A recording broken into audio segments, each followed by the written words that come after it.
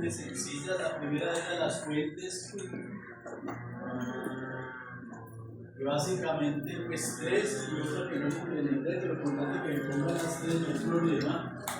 Recordemos que son entonces las cartas auténticas y las cartas deuteropaulinas. Primera fuente, ¿cierto? La segunda tendríamos a Hechos de los Apóstoles, que nos habla también de Pablo. Y por último momento tendríamos las fuentes extrabíblicas, todos los demás escritos que uno puede encontrar de Pablo, de algunos que eran contemporáneos a él, de algunos que escribieron sobre él, y de ahí podemos también sacar información. Y yo les había dicho que últimamente, gracias a estos hallazgos arqueológicos, también de los descubrimientos geográficos, uno también puede extraer información de Pablo. La segunda pregunta referida a las cartas paulinas, deuteropaulinas, las auténticas, son las que tenemos constancia de que fueron escritas directamente por él, por eso auténticas. Las deuteropaulinas son aquellas que pertenecen más a la tradición paulina. ¿Por qué se le atribuye primero a Pablo? Porque la teología en estas cartas es muy similar a la teología paulina. Por eso se dice que es de la tradición, es como si existiese una escuela donde la idea paulina se fue propagando hasta el punto de que quienes escribieron la deuteropaulina simplemente es como plasmar la teología de Pablo, sin que Pablo las escribiese propiamente. Ya habíamos hablado en ese sentido que por eso decimos que se trata más fácil de pseudografía, pseudepigrafía, que es muy común, es atribuirle una carta, un escrito a una persona representativa, para que la carta o el escrito tenga mayor impacto en la comunidad. Entonces por eso eran atribuidas a Pablo. Y la última, el concilio, asamblea de Jerusalén. Recuerden que en el primer viaje misionero Pablo regresa y va a Jerusalén. Tiene un conflicto, al parecer, con los discípulos o los apóstoles. ¿Respecto a qué? La circuncisión. La circuncisión. Entonces, básicamente, los unos defendiéndolo, los otros no. En Hechos de los Apóstoles nos da a entender que todo se calmó, todo muy tranquilo, ustedes entonces vayan, no se circunciden. Lo único, eso sí, no coman carne inmolada a ídolos, pero luego en confrontación con Gálatas nos hace referencia que una pelea pues ahí, porque Pedro se estaba juntando o estaba despreciando justamente a los paganos. Era básicamente en eso que consistía en la asamblea de Jerusalén. Entonces vimos esa.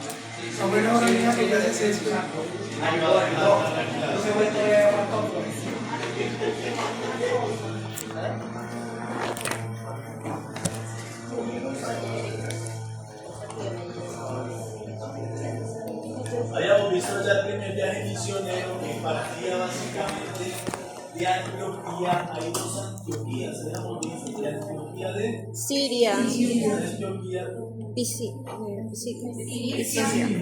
Antioquía de Pisidia, Antioquía de Siria, siempre partía de Antioquía de Siria.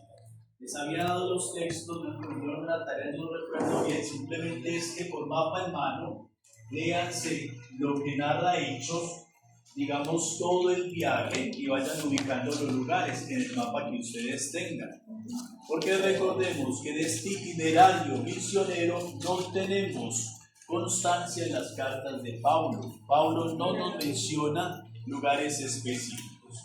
Luego viene el segundo viaje misionero, que parte, recordemos que estaba en Jerusalén, en fin, hace todo el recorrido, y que a diferencia del primero, el segundo se alcanza Europa, y que la primera ciudad visitada en Europa fue Filipos. Sí, la carta de los filipenses.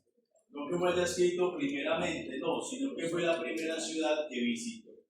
Y que nosotros habíamos como sintetizado el segundo y tercer viaje misionero, porque resulta que es prácticamente los mismos lugares recorridos. viaje. Miren que el segundo y el tercero prácticamente son con las mismas zonas, con las mismas vidas, ¿cierto? Recordemos que hubo una oportunidad mientras el primer viaje, el compañero de misión de Pablo, en un primer momento fue ¿quién? Bernabé. Luego pasa una dificultad, el Espíritu Santo como que no me acuerdo de lo que no sé. Entonces ya se separan.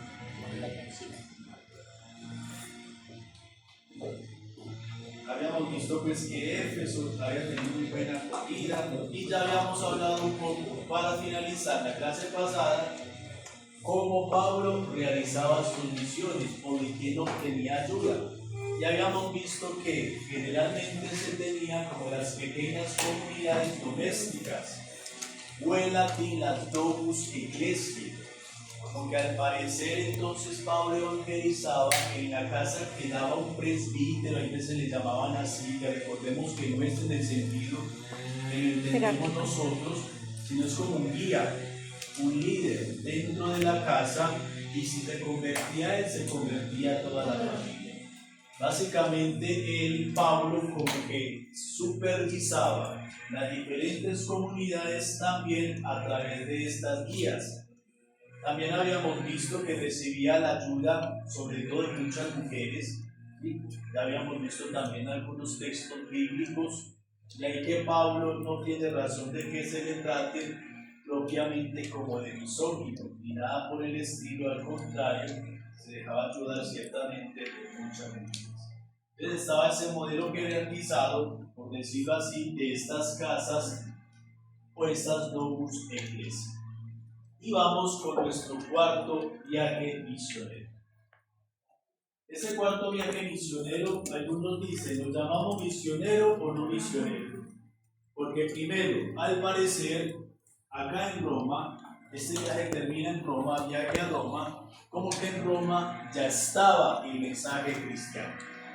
Entonces, que Pablo fuese a fundar una iglesia en Roma no tiene razón de ser. Miremos por favor que al parecer Pablo nunca había habido lo que nos narra justamente la carta de los Romanos. Capítulo 1.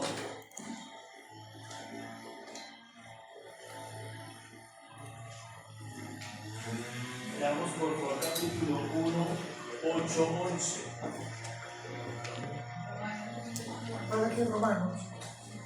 Romanos 1, 8, 11. Ante todo, doy gracias a mi Dios por medio de Cristo Jesús, por todos ustedes, pues su fe es alabada en el mundo entero.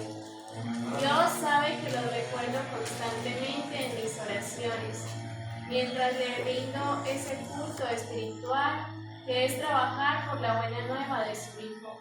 Pues yo desearía, si tal es su voluntad, que se me allane el camino para ir a visitarles. Tengo muchas ganas de verlos para comunicarles algún don espiritual que los fortalezca. Miren que según este relato de Romanos, como que no había llegado a ir a Roma, como que ya existía la comunidad, desea visitarlos, pero no tenemos testimonio de que haya estado. Sin embargo, existen fuentes extrabíblicas, no de la Biblia, extrabíblicas, que hacen pensar como si Pablo hubiese ido a España y de España hubiese también estado en Roma, por ahí derecho. Estas fuentes extrabíblicas tenemos, por ejemplo, a Clemente, obispo de Roma.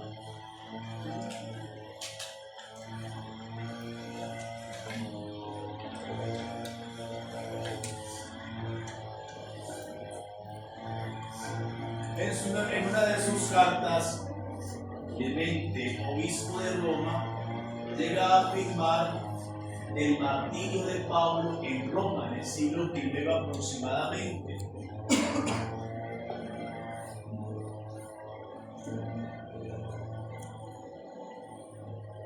Muchachos, porque en realidad el martirio, como nosotros lo creemos por tradición, no está en las cartas de Pablo, no está en la Sagrada Escritura, es de esta tradición extrabíblica que lo llegamos a concluir.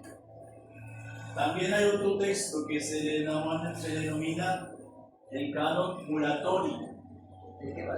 Canon Muratori.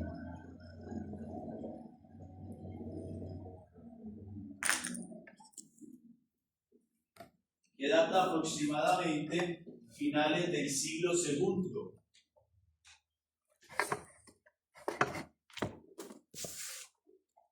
Donde en este texto se nos narra que Pablo estuvo en España. De ahí que pasando a España, pues también pasó por Roma, tuvo contacto con Roma.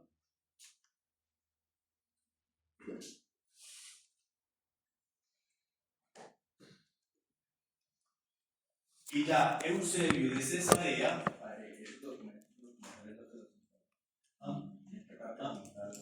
muy complejo, tiene que buscar por internet si le aparece. Esos son textos que a la final no tenemos pues como la versión completa, ¿no?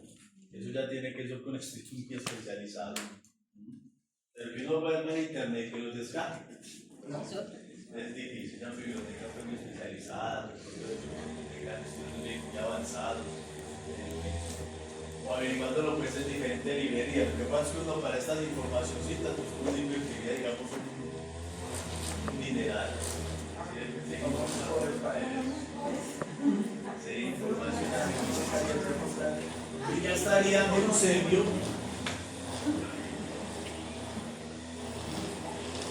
aproximadamente en el siglo IV, y hace mención de una prisión de Pablo en Roma, como haciendo referencia a que Pablo sí sufrió martirio.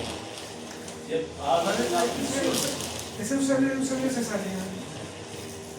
Y habla entonces de una prisión de Pablo que, sin embargo, es de reconocer que esto no es que sea tan confiable, sobre todo por las fechas.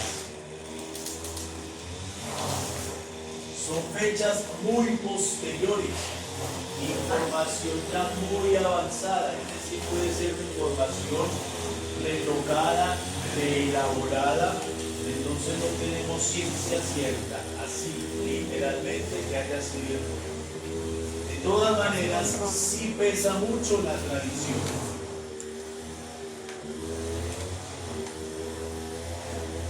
Ustedes saben que para nosotros las dos fuentes de la revelación especiales son la Sagrada Escritura y la Sagrada Tradición. Es decir, creemos en muchas verdades de fe que no están explícitamente en la Sagrada Escritura, pero que sí la hemos recibido por tradición, de manera muy concreta, y veces los dogmas marianos. Los dogmas marianos, por ejemplo, temas como la Asunción, que ciertamente pueden tener fundamento bíblico, pero que todavía tienen mayor peso en la tradición que uno recibe de la Iglesia. La forma de celebrar, por ejemplo, la Eucaristía, eso es por tradición que nos ha llegado hasta el momento. Y uno no puede decir, ahí va a cambiar las palabras de consagración. Que no es tradición, por muchos siglos, por muchos años nos ha llegado a nosotros. Y así muchas otras realidades. No importa lo que uno vea el video que se dice, aquí todo prisionero Pablo, eso no es como una fuente así muy confiable. Lo que uno ve en Roma que dice, aquí estuvo y se conserva eso. Vamos a ver esos temas. Pero así pues que tengamos certeza. Sin embargo, está la tradición. También lo que eso que cuenta la tradición, porque han sido personas que han escrito justamente sobre Pablo. Entonces, ¿qué tenemos en Pablo? Lo que nos narra en Romanos. En Romanos, ¿qué se nos está narrando? Deseos irnos a visitar. ¿Cierto? No más. No está diciendo fui, volví,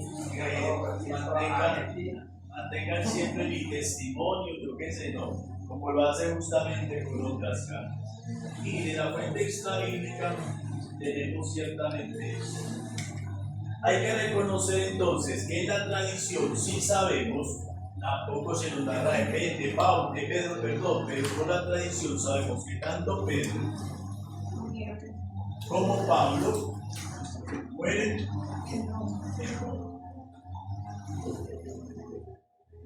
Y ahí entonces no sabemos si llamarlo propiamente un viaje misionero o simplemente un viaje a Roma justamente a su martirio.